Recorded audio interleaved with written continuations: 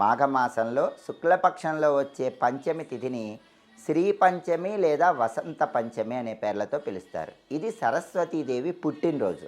2025 సంవత్సరం ఫిబ్రవరి 2వ తేదీ ఆదివారం వసంత పంచమి వచ్చింది.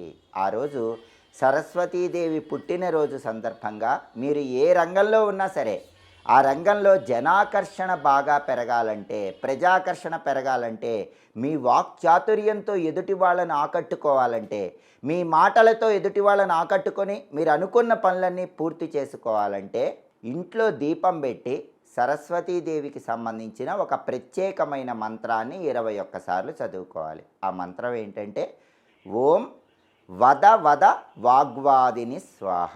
ఇది మంత్రం. ఓం వద వద వాగ్వాదిని స్వాహ. ఈ మంత్రాన్ని దీపం పెట్టాక 21 సార్లు చదువుకోండి. లేదా ఎవరైనా ఆఫీసులకు వెళుతున్నా, వ్యాపార సంస్థలకు వెళుతున్నా, అలాంటప్పుడైనా సరే ఓం వద వద వాగ్వాదిని స్వాహ అనుకుంటూ వెళ్ళినట్లయితే 21 సార్లు మీ రంగాలలో విశేషమైన జనాకర్షణ కలుగుతుంది, ప్రజాకర్షణ పెరుగుతుంది. కాంపిటేటివ్ ఎగ్జామ్స్లో విజయం సాధించడానికి కూడా ఆ రోజు ఈ మంత్ర జపం విశేషంగా సహకరిస్తుంది.